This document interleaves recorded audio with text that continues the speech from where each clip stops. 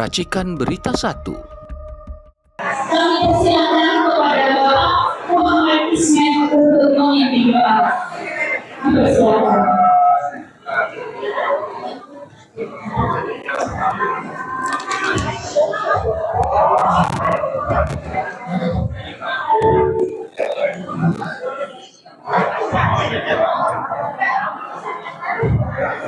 Bismillahirrahmanirrahim. Assalamualaikum warahmatullahi wabarakatuh.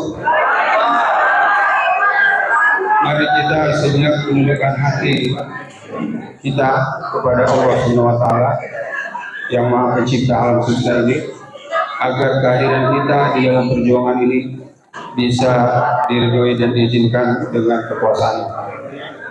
Bismillahirrahmanirrahim. Alhamdulillahirabbil alamin. Allahumma sholli wa sallim ala Muhammadin wa ala alihi wa sahbihi ajma'in. Ya Hayyu ya Qayyum, ya Rahmanu ya Rahim, ya Malikal Mulk, ya Allah ya Ahad ya Samad, ya Ghafur ya Wadud dzul arsyil majid, fa'alu lima yurid. Ya Hayyu ya Qayyum bi rahmatika astaghits, ya Hayyu ya Qayyum bi rahmatika nastaghits, ya Hayyu ya Qayyum bi rahmatika nastaghits. Ya Allah, ya Rabb, Engkau saksikan kami hadir di dalam ruangan ini di dalam rangka memperjuangkan keadilan dan kebenaran di negeri ini. Ampunilah segala dosa-dosa kami ya Allah, segala kesalahan kami di dalam mengelola perjuangan ini. Tiada daya dan upaya kecuali hanya dengan kekuatan ya Allah. Karena itu ampunilah segala hal-hal yang tidak Engkau ridhoi di dalam perjuangan ini. Berikanlah kami kekuatan hati untuk teguh di jalan-Mu ya Allah, di jalan memperjuangkan keadilan dan kebenaran, melawan kezaliman dan kemungkaran yang merajalela di negeri ini. Ya Allah, hancurkanlah kekuatan para orang-orang yang zalim, para orang-orang yang mungkar untuk merusak negeri yang Engkau telah berikan kepada kami rakyat Indonesia. Ya Allah, ya Rabbana, ampunilah segala dosa-dosa kami. Rabbana dzalamna anfusana wa illam taghfir lana wa tarhamna lanakunanna minal khasirin. Rabbana hab lana min azwajina wa dhurriyyatina qurrata a'yun waj'alna lil muttaqina imama. Ya Allah, persatukanlah hati kami, jauhkanlah segala iri dan dengki di dalam perjuangan ini di antara kami, dan janganlah Engkau beri kesempatan kepada para orang-orang yang zalim yang mungkar untuk merusak negeri ini.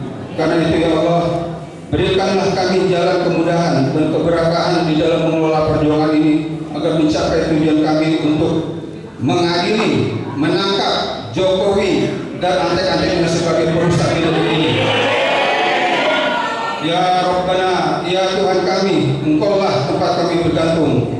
Tiada daya dan upaya kecuali hanya dengan pertolongan Engkau semata-mata. Rabbana atina fid dunya hasanah wa fil akhirati hasanah wa qina adzabannar. Rabbana taqabbal minna innaka antas samiul alim wa tub alaina innaka antat tawwabur rahim. Wa sallallahu ala Muhammadin wa ala alihi washabihi ajmain. Subhana rabbika rabbil izzati amma yasifun wa salamun alal mursalin walhamdulillahi rabbil alamin. Wassalamualaikum warahmatullahi wabarakatuh. Amin amin ya rabbal alamin. Terima kasih kepada Bapak Muhammad Ismail. Selanjutnya boleh pantun lagi? Jalan-jalan beli sayur sawi, belinya di tengah hutan. Mari kita adili Jokowi dan juga makzulkan Gibran.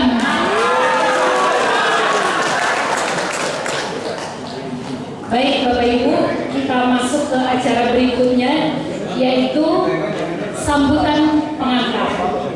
Setiap gerakan besar dimulai dari satu suara yang menyatukan banyak hati. Sambutan yang akan kita dengarkan adalah obor yang dapat menyalakan perjuangan. Ya. Kami persilahkan kepada yang terhormat Bapak Laksma TNI Purnawirawan Mulyono Aladin, dipersilakan. Beri aplaus Bapak Ibu.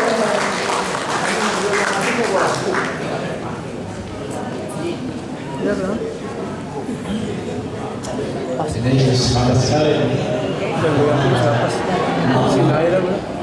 Terima kasih. Baik, bismillahirrahmanirrahim. Assalamualaikum warahmatullahi wabarakatuh.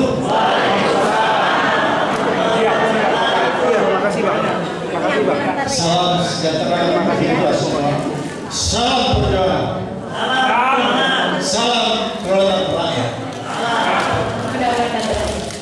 Yang saya hormati para tokoh bangsa, para pejuang demokrasi, para pejuang kebenaran, para aktivis civil society, akademisi, insan pers, dan tak kalah penting yang hadir pada hari ini adalah kelompok aktivis emak-emak, emak-emak, suaranya luar biasa.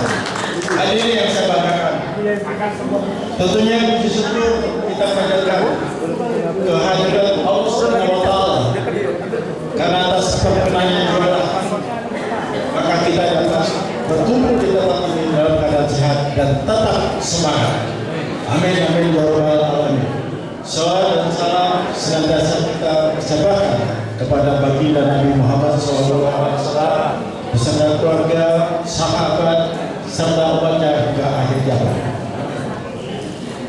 Para pejuang yang saya hormati, hari ini kita kembali berkumpul di Gedung Juang 45, tempat yang mengingatkan kita bahwa kemerdekaan Indonesia lahir dari keberanian rakyat memperjuangkan hak dan kedaulatannya.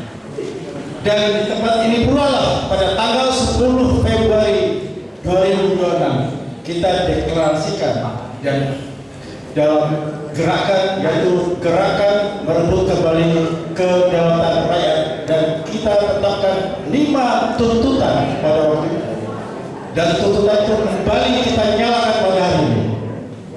Saudara-saudaraku, para pejuang kebenaran, para pejuang demokrasi, hari ini KMKR kembali akan menyampaikan pernyataan sikap dengan tema jangan biarkan Jokowi dan oligarki merampok kedaulatan rakyat. Dan satu lagi yang tidak pernah kita lupakan dan selalu harus kita ingat, makjulkan Gibran. Dalam setiap perjuangan kita tetap makjulkan Gibran, tetap jangan kita lupakan. Hentikan Jokowi dan oligarki merampok kedaulatan rakyat, dan tak lupa pula dan harus kita ingat selalu, yaitu majukan Gibran. Tema ini bukan sekedar slogan. Tema ini adalah seruan moral, sebuah peringatan bahwa demokrasi hanya akan hidup apabila kedaulatan tetap berada di tangan rakyat. Sebagaimana diamankan dalam pembukaan Undang-Undang Dasar Negara Republik Indonesia tahun 1945, kita harus rebut kembali kedaulatan rakyat. Kita harus rebut kembali kebenaran. Kita harus tegakkan keadilan. Kita harus memerdekakan teman-teman kita yang saat ini sedang ditersangkakan dan ataupun yang sedang dipenjarakan. Kita hadir bukan untuk menjaga kebencian. Kita hadir karena mencintai Indonesia ini. Kita hadir untuk mengingatkan bahwa tidak boleh ada kekuasaan yang berada di atas konstitusi, dan tidak boleh ada kepentingan yang mengalahkan kepentingan rakyat. Selama masih ada ketidakadilan, selama masih ada penyalahgunaan kekuasaan, dan selama masih ada suara rakyat yang merasa diabaikan, maka perjuangan menjaga demokrasi harus terus kita lakukan secara damai dan bermartabat. Karena itu saya mengajak seluruh elemen civil society untuk tetap bersatu, memperkuat solidaritas, memperkuat soliditas, berani menyampaikan kebenaran, dan terus mengawal perjalanan bangsa dengan akal sehat, keberanian, serta tanggung jawab. Mari kita buktikan bahwa rakyat tidak pernah menyerah. Mari kita buktikan bahwa demokrasi tidak boleh dibaca. Mari kita kita buktikan bahwa kedaulatan rakyat bukan sekedar kalimat dalam konstitusi, tetapi harus menjadi kenyataan dalam kehidupan berbangsa dan bernegara.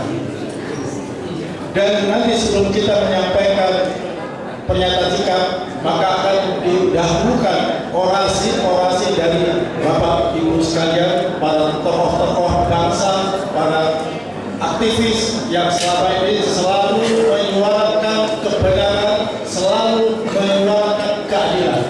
Setelah dari Bapak Ibu sekalian menyampaikan orasi perjuangan, orasi yang sekaligus sesuai dengan tema yang kita sampaikan, yaitu hentikan Jokowi dan oligarki merampok kedaulatan rakyat dan majukan Gibran. Nanti kami mohon orasi ini bisa disampaikan Bapak Ibu ya paling mungkin setiap orang 5 menit. Dan tadi dari MC sudah menyampaikan zel-zelnya, mungkin saya akan ulangi lagi karena jadi itu yang menyemangati kita. Tapi saya mohon berdiri Ibu Bapak sekalian biar lebih semangat lagi. Siap. Mohon berdiri. Bapak Ibu diharapkan berdiri.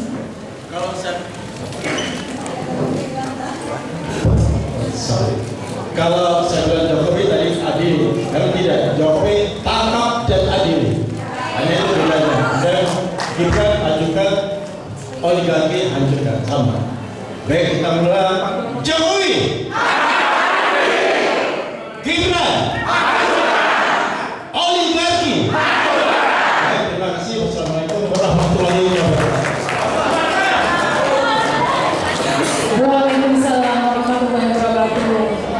Terima kasih kepada Bapak Presidium kita, yaitu Bapak Mulyono Alani. Baik Bapak Ibu, merinding Bapak Ibu yang sudah mendengarkan tadi sambutan dari beliau. Selanjutnya, seperti yang tadi sudah disampaikan oleh Bapak Presidium, hari ini kita memasuki agenda yang kita tunggu-tunggu bersama, yaitu orasi kebangsaan dengan tema hentikan Jokowi dan oligarki merampok kedaulatan rakyat dan makzulkan Gibran. Baik Bapak Ibu, sekarang saatnya suara rakyat berbicara.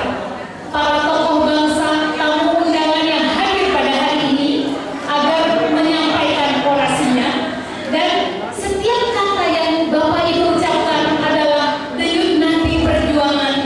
Jaga ketertiban, angkat semangat.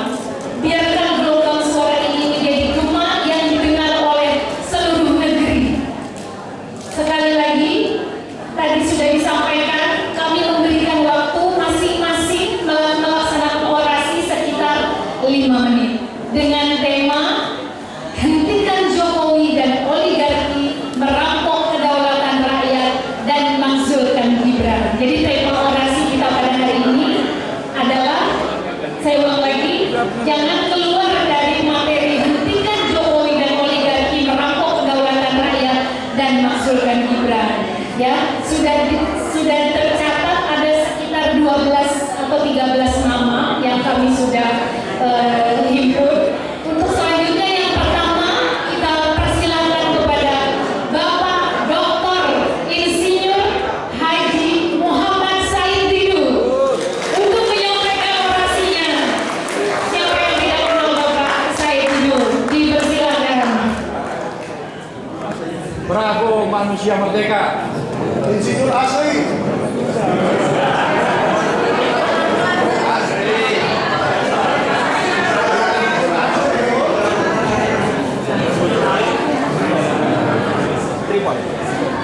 Hidup insinyur asli. Mau dijual? Ada tapi agak mahal. Assalamualaikum warahmatullahi wabarakatuh.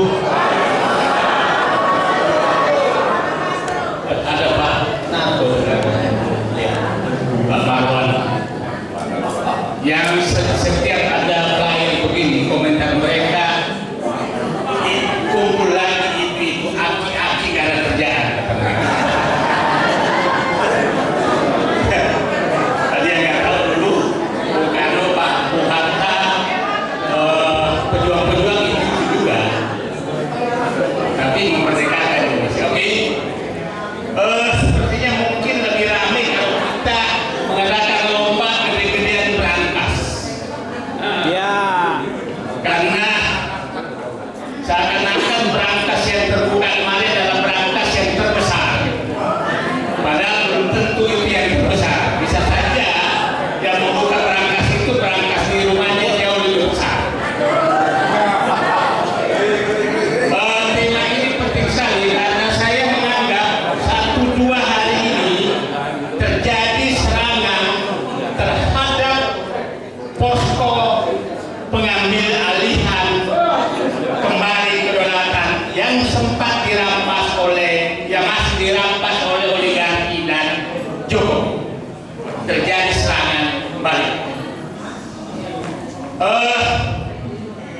terlepas dari penemuan berangkas, tapi kita tahu bahwa komandan pengambil alihan kedaulatan yang ditunjuk oleh Prabowo adalah Jampitsus yang mengundurkan diri. Lepas dari apa tadi, apakah terkait korupsi atau tidak? Tapi ini menjadi pembelajaran bagi Presiden Prabowo bahwa kalau mau membersihkan rumah jangan pakai sapu kotor.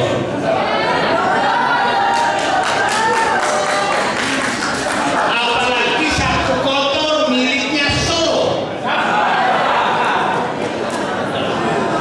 BGN Pak Dadan diangkat oleh Solo. Akhirnya mengkhianati Prabowo. Jampitsus sekarang itu diangkat juga oleh Jokowi. Yang menangkap sekarang juga diangkat oleh Jokowi. Tim yang menangkap itu adalah tim yang dibentuk oleh Jokowi 5 hari sebelum menyerahkan jabatan lintas tipikor. Artinya, mohon maaf kalau ada yang bicara.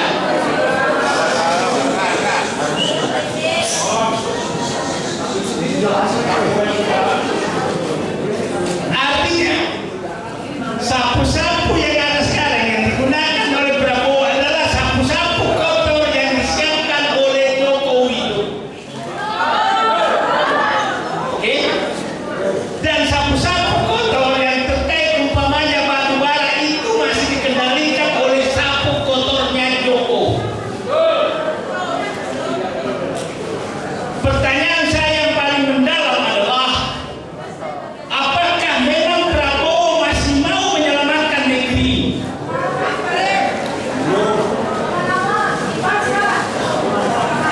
Faktanya dia sama sekali tidak berani mengambil sapu bersih yang miliknya dia. Sapu bersih milik dia ada bulan Ramadan. Dia masih bangga menggunakan sapu kotor yang diserahkan Joko Widodo kepada dia. Dan dia berharap membersihkan Indonesia dengan sapu kotor milik Joko Widodo.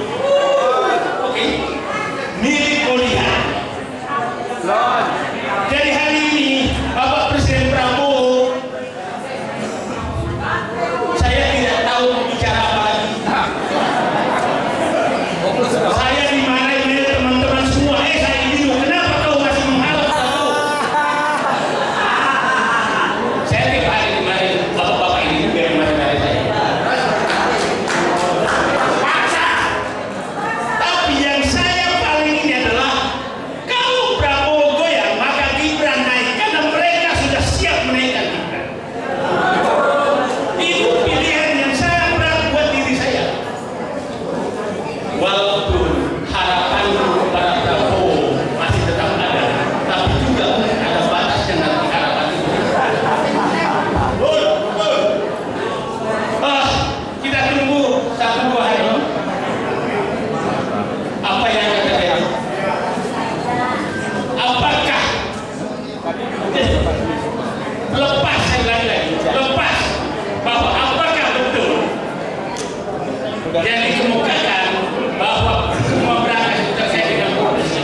Lepas dari itu, saya ingin menyatakan bahwa ulangi, serangan geng Solo oligarki pacok kepada upaya Prabowo membalikan kedaulatan yang dirampok oleh Joko Widodo dan oligarki itu sedang terjadi. Dan kelihatannya Pak Prabowo diam begitu saja. Artinya apakah dia memang takut atau perlu Pak Narko datang? Perlu Pak Narko datang. Memberikan keberanian kembali dengan pakai apa dia bendera. Perlu.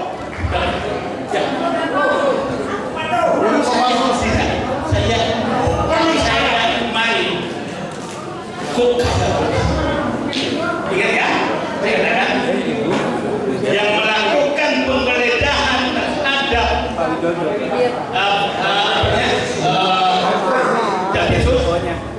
adalah pintas tipikor Golnya nggak salaman. Polri yang dibentuk oleh Joko Widodo 5 hari sebelum menyerahkan jabatan ke Prabowo. Terus sekarang sedang bergulir terus. Saya dan kami semua sangat mendukung pemberantasan korupsi, tapi sangat tidak setuju kalau pemberantasan terhadap orang yang sedang memberantas korupsi. Nah, Anda bisa bayangkan kalau supaya publik paham, Jampitsus ini jabatannya 2, Jampitsus dan Ketua Pelaksana Tim Penertiban Kawasan. Nah, yang kedua ini yang paling saya was-was karena tim ini berhasil betul mengembalikan kebun sawit mungkin akan mencapai 8 juta hektar dalam tahun. Tambang kira-kira mungkin 4,5 juta hektar. Dan oligarki tersentuh semua. Dan sekarang ketua pelaksananya yaitu Jampitsus yang menarik, ini adalah strategi utama Prabowo untuk mengembalikan kedaulatan. Tapi dalam waktu 2 hari dia tidak tahu apa tindakan terhadap penyelesaian masalah. Kalau dia diam terus, maka saya menduga minggu depan akan ada serangan sangat besar dari geng Solo oligarki dan pajak kepada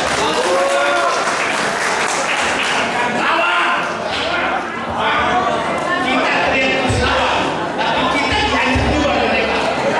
Lawan lagi, ya lawan terus, teriak aja kita lawan.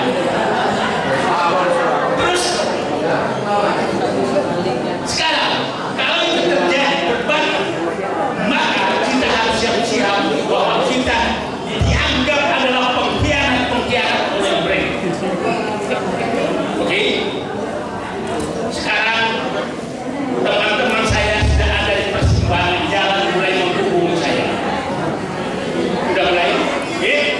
Ini persimpangan jalan, lu mau jadi dianggap pengkhianat atau petarung? Petarung! Masalahnya hambalang petarung bukan? Itu pertanyaan besar. Kalau petarung, maka 1-2 hari dia keluar, aku ambil alih komando dulu untuk pemberantasan. Itu baru komando. Kalau hanya membiarkan kayak begini terus, ya saya nggak tahu. Sekali lagi, saya ingatkan Pak Prabowo yang pada saat 30 Januari kita bertemu, saya sudah menyatakan Bapak sudah masuk ke dalam titik to kill or to be killed. Hari ini 12 Juli saya menyatakan titik itu sedang ada di pangkat yang Bapak duduk, di kursi yang Bapak duduk. 12 Juli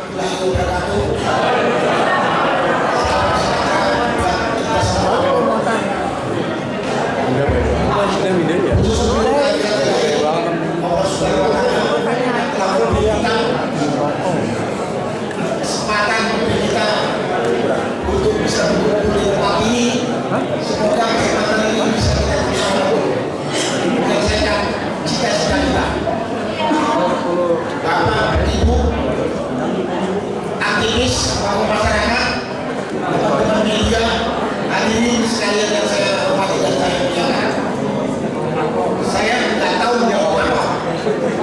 Kasih waktu 5 menit. Tembak, Pak. Tapi saya juga untuk mungkin agak beda pendapat sama Pak saya sedikit. Tapi saya ngambil apa yang tadi sampaikan Pak saya sedikit. Yang jelas tujuannya adalah sama, untuk menghentikan Jokowi dan oligarki merampok kedaulatan rakyat dan untuk memakzulkan Gibran. Bapak Ibu sekalian, saat ini kedaulatan hak kita, kedaulatan rakyat sudah dirampok oleh Jokowi dan oligarki. Dampaknya semua keputusan yang diambil oleh penyelenggara negara sebagian besar demi kepentingan oligarki busuk ini, termasuk Jokowi. Rakyat dirugikan kalau nggak dikatakan ya nomor 1. Dampak dari dirampasnya hak kita yaitu kedaulatan kita dari sisi hukum, politik, ekonomi, keadilan, tiga hal ini sangat menonjol. Yang lainnya masih banyak masalah sumber daya dan sebagainya. Sekarang kita berkumpul, kita bergerak, tujuannya untuk mengembalikan kedaulatan yang telah dirampas. Tidak, dampak dari dirampas yang bisa kita lihat, penyelenggara negara baik pemerintah Presiden Prabowo dengan semua kabinetnya, semua pembantunya, DPR, ketua DPR dan semua anggotanya hampir 600 orang, dan mungkin yang bergerak sebagai penegak hukum. Jadi pesuruh oligarki. Kita bisa lihat keputusan-keputusannya lebih banyak menguntungkan oligarki, merugikan rakyat. Bahkan ada yang tidak masuk akal, ada yang tidak masuk akal. Dari mulai pelaksanaan Pilpres 2024, orang dulu yang namanya Gibran ini bukan lagi melanggar hukum yang dikatakan anak haram konstitusi, kedua ini tidak tahu diri. Tak ada yang bisa diharapkan dari namanya Gibran itu jadi presiden. Jadi kalau kita minta jadi makmurkan, karena kita nggak punya harapan punya pemimpin, kita gaji, kita kasih makan, kita kasih fasilitas, sedung ini. Bapaknya udah berusaha, dia akan dilanjutkan anaknya. Karena itu pada kesempatan ini, sebelum nanti disampaikan pernyataan, saya hanya menyampaikan yang pertama, kami menuntut kepada pemerintahan Prabowo dan DPR, laksanakan permintaan kami yang akan nanti kami bacakan. Kalau bapak-bapak yang ada di penyelenggara negara, terutama di eksekutif legislatif, takut menghadapi Jokowi dan oligarki, rakyat sudah siap mendukung. Kalau tidak, amanah yang sudah kami berikan kepada bapak yang ada di eksekutif dan legislatif, serahkan kembali kepada rakyat. Biar rakyat yang mengajar atau menyelesaikan Jokowi dan oligarki.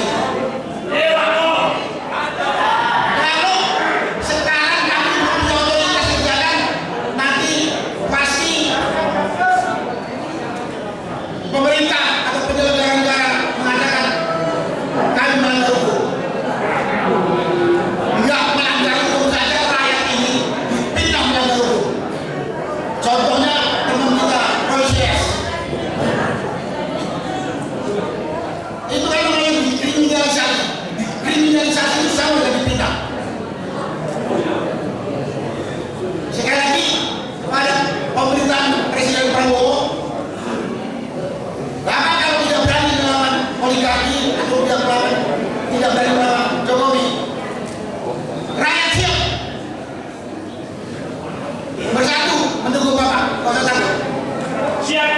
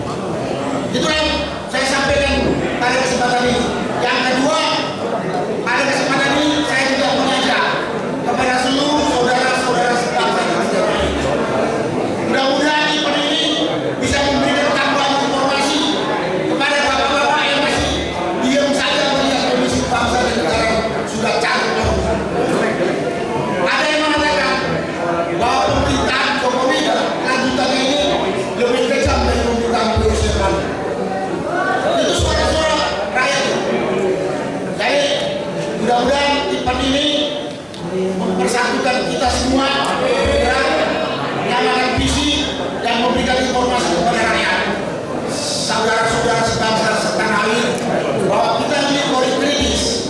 Kita nggak tahu kenapa Presiden Prabowo ini. Tapi kalau saya ini punya latar belakang sama dengan Presiden Prabowo. 2 tahun menurut saya sudah terlalu lama.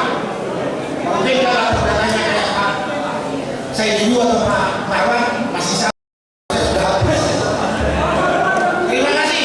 Wassalamualaikum warahmatullahi wabarakatuh.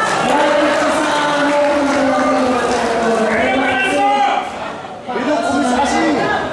Mantan Danjen Kopassus, Bapak Ibu, 2 tahun sudah kelamaan menurut Pak Narko. Oke, baik, selanjutnya kita masuk ke orasi yang ketiga, yaitu dari Bapak Dr. Insinyur Marwan Batubara. Dipersilakan.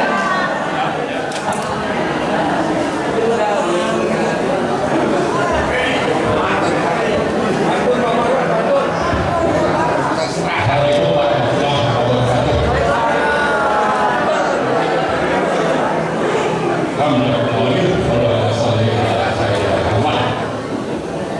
Saya coba sampaikan hal-hal yang saya bagi kepada 4 objek utama, yaitu pertama background kenapa kita mengadakan acara ini, kemudian kita potret atau kita coba sedikit singgung profil dari Jokowi, kemudian yang ketiga kita bicara tentang peran Pak Prabowo, keempat kita bicara tentang kita ke depan mau apa gitu ya. Nah, jadi kalau background sebetulnya acara ini sudah kita rencanakan sekitar 3 minggu yang lalu, terutama di-trigger oleh rencana Jokowi untuk melakukan safari politik ke daerah-daerah. Ya, seolah-olah dia ini berjalan tanpa hambatan untuk meneruskan dinasti Jokowi, untuk menggalang dukungan politik supaya nanti bisa berjalan mulus pengalihan dari Presiden Prabowo ke Gibran. Karena itu Jokowi tidak peduli dengan misalnya aturan main, konstitusi, undang-undang, dan partai-partai. Partai-partai lain berarti dia sudah bisa, gitu ya. Jadi karena itu kita berniat untuk menghambat rencana busuk yang mengkhianati konstitusi ini oleh Jokowi. Jadi oke, di Lampung sudah bisa berhasil, tapi di daerah lain ini harus dihambat rencana Jokowi ini. Ya. Kemudian hal yang kedua, kita coba potret siapa Jokowi. Ternyata Jokowi ini adalah pengkhianat konstitusi, melanggar berbagai undang-undang dan peraturan, dan terbuka berbagai kasus korupsi sehingga dapat predikat sebagai pemimpin kedua terkorup di dunia. Ya. Jadi orang seperti ini mestinya dikenal oleh rakyat dan dicatat oleh DPR untuk dihentikan, jangan malah dibiarkan, atau memang mereka ini adalah orang-orang atau pimpinan partai itu memang sudah berada di bawah kendali Jokowi. Kenapa? Karena di samping tadi melanggar berbagai hal, ternyata Jokowi ini punya moral menjalankan politik sandra menyandra seluruh partai untuk dengan begitu nanti agendanya untuk meneruskan dinasti Jokowi itu bisa terlaksana. Jadi dalam menjalankan rencana dinasti Jokowi itu di samping tadi melanggar politik sandra menyandra, juga memanfaatkan 2 lembaga penting, misalnya terkait dengan ijazah palsu. Apa itu? Siapa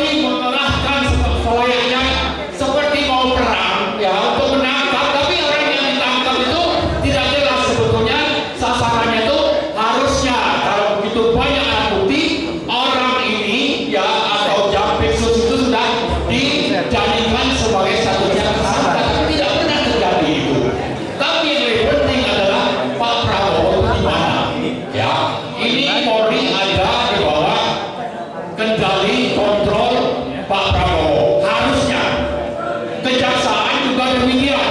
Tapi yang ada adalah bahwa Polri digunakan oleh Jokowi dan Jokowi untuk melawan apa upaya yang dilakukan oleh Pak Prabowo, terutama untuk memberantas korupsi seperti tadi yang disinggung oleh Pak Said. Jadi faktanya adalah sebetulnya yang masih memerintah saat ini atau bahwa Prabowo itu ada di bawah bayang-bayang kekuatan Jokowi itu benar adanya.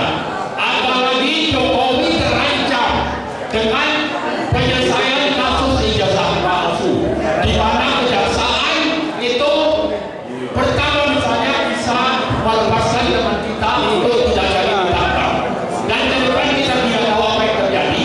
Tapi yang penting sebetulnya kembali kepada Pak Prabowo, kita menuntut supaya Pak Prabowo itu jangan berada di bawah bayang-bayang Jokowi yang faktanya itu masih terjadi kasat mata di depan mata kita, dan itu bisa tercermin bagaimana Polri bertindak tanpa kendali presiden untuk membuat huru-hara seolah-olah terjadi perang, untuk banyak membuat seseorang sudah kasus yang sampai saat ini sebetulnya belum ditetapkan sebagai tersangka, tapi itu nah, kita mau kalau memang Jampitsus ini juga terlibat korupsi, maka beliau itu harus segera dijadikan tersangka.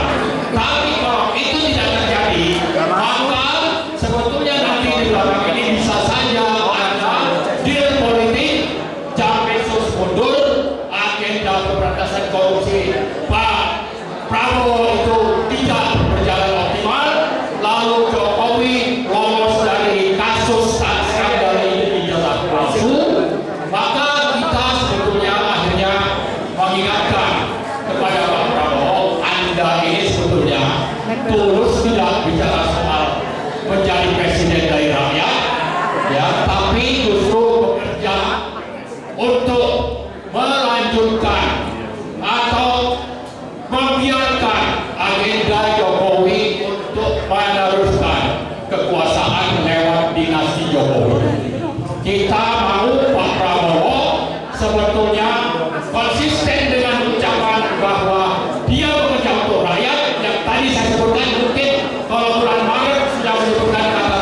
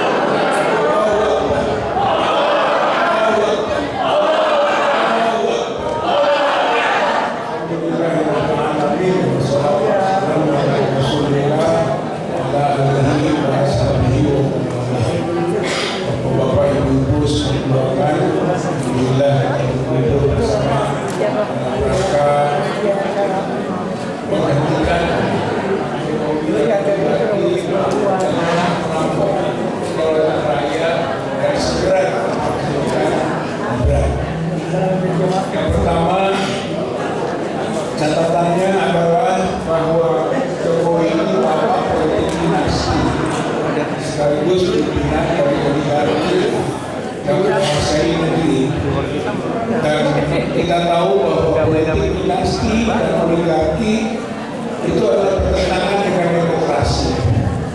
Artinya kedaulatan di tangan rakyat adalah amanat konstitusi sekaligus juga landasan daripada ideologi. Oleh karenanya politik dinasti dan oligarki adalah bertentangan dengan konstitusi dan ideologi. Oleh karena itu kita sebagai pendukung konstitusi sekaligus penegak ideologi harus melawan dan menghancurkan politik dinasti dan oligarki sebagai konsekuensi daripada the founding fathers telah meruangkan prinsip perjuangannya pada ideologi dan konstitusi itu. Jadi kita basmi politik dinasti, kita hancurkan oligarki. Saya kira itu amanat konstitusi dan pembelaan terhadap itu. Yang kedua adalah bahwa kita harus mendesak, mendorong, memperjuangkan segera ditangkapnya Jokowi dan diadilinya Jokowi. Sekurang-kurangnya dari berbagai delik atau peraturan perundang-undangan yang sudah dilanggar yang bisa menyebabkan Jokowi itu ditangkap, ditahan, diadili. Yang pertama mungkin boleh kita sebut soal ijazah palsu. Pasal 263, 264, kemudian 266 atau yang KUHP baru 391, 392, 394 itu mengatur tentang ancaman 8 tahun, 7 tahun, paling rendah 6 tahun. Oleh karena itu, ancaman itu bisa menjadi dasar ditangkapnya dan ditahannya. Konteks ijazah palsu, konteks politik dinasti, Undang-Undang 28/1999 pasal 22 menegaskan ancaman hukuman politik dinasti atau nepotisme itu 12 tahun maksimal. Berarti bisa ditangkap, bisa ditahan. Belum lagi Jokowi yang sangat kuat, bukan dugaan lagi, tapi mungkin sudah indikasi dan bukti melakukan korupsi.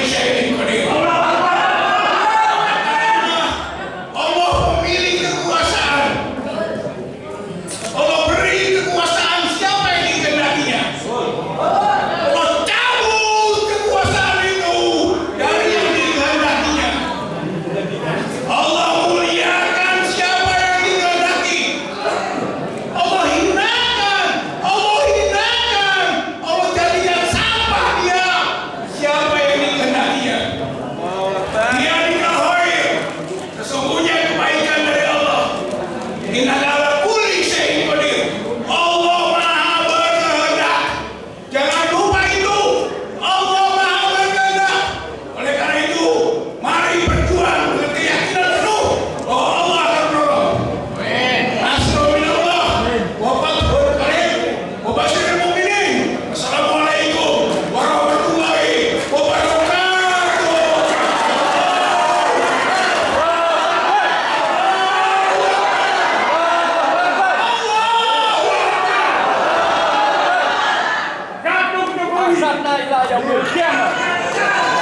Luar biasa Bapak Ibu, daging semuanya. Hari ini kita di sini hadir 3 orang tersangka yang merupakan pejuang rakyat, pejuang Indonesia.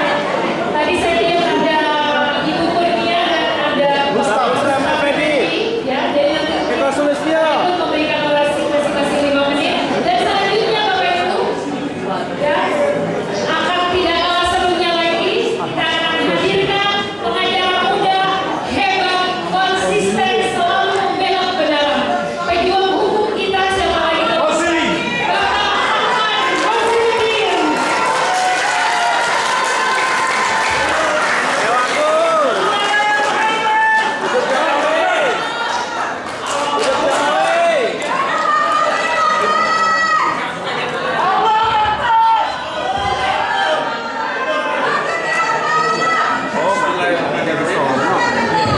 Bismillahirrahmanirrahim. Assalamualaikum warahmatullahi wabarakatuh. Tangkap Jokowi. Adili Jokowi. Majukan Gibran. Salah satu yang bisa memaksa Jokowi diadili adalah kasus ijazah palsu. Jokowi sudah digugat 6 gugatan perdata, tapi Jokowi bisa mengelak, tidak bisa dipaksa ke pengadilan dengan dalih perdata bisa dibatasi. Tetapi ketika Jokowi 30 April 2025 membuat laporan polisi, Jokowi terjemah. Karena dia yang menuduh, maka dia yang wajib membuktikan dengan hadir di pengadilan menunjukkan ijazahnya. Perjuangan untuk memaksa Jokowi diadili di persidangan tentang ijazahnya sudah di ujung tanduk. Namun hari ini Jokowi sedang bermanuver untuk menghindari persidangan dengan cara ada 2 skenario yang akan dijalankan.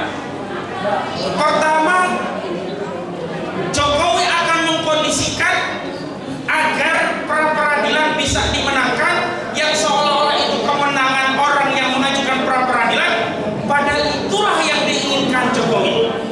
Karena setelah pra-peradilan menang, status tersangka gugur, tidak ada sidang tentang ijazah Jokowi, dan Jokowi tidak perlu lagi hadir di persidangan.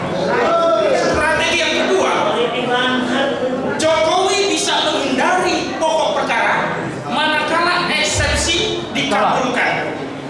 Bagi orang yang mengajukan eksepsi seolah itu kemenangan, tetapi bagi Jokowi eksepsi diterima itu juga jalan keluar agar dia selamat dan tidak perlu hadir di persidangan. Dan sayangnya, sekali lagi sayangnya, kita yang dari dulu berjuang untuk rakyat dalam rangka membela kepentingan rakyat agar Jokowi diadili dengan ijazahnya itu, ini akan kehilangan objek perkara karena ada apa? Oligarki. Oligarki inilah yang sedang terus dan akan mengkondisikan jalannya proses persidangan, sehingga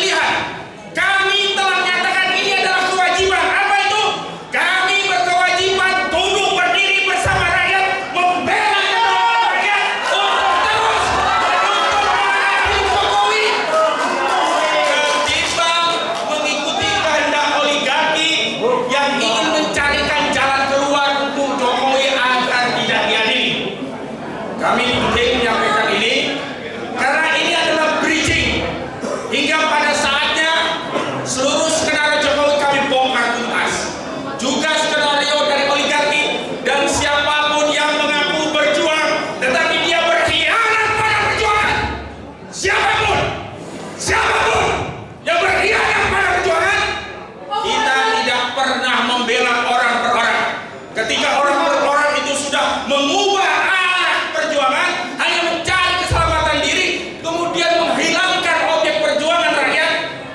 Kita tegaskan posisi kita adalah bersama rakyat. Takbir!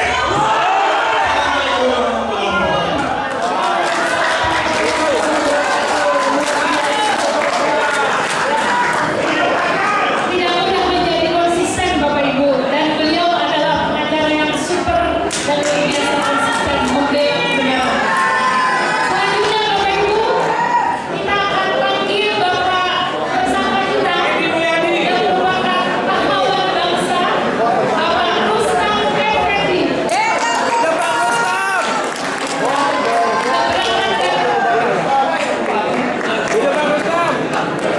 Penyampaian beliau tentang resolusi pembangunan Indonesia. Silakan kepada Bapak.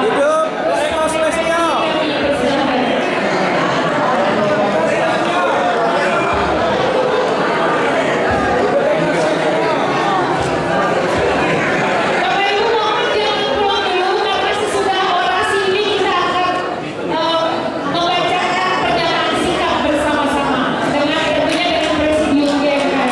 Bapak Rustam Effendi ada hadir?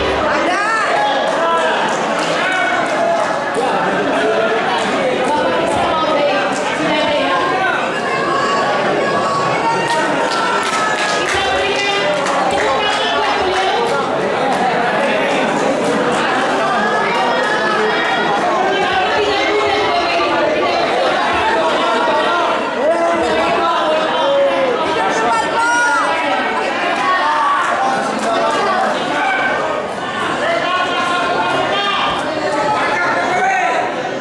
Tantang tengah datang. Hidup Eko Sulistyo. Bismillahirrahmanirrahim. Assalamualaikum warahmatullahi wabarakatuh. Hidup rakyat. Hidup Mama. Hidup pejuang Indonesia.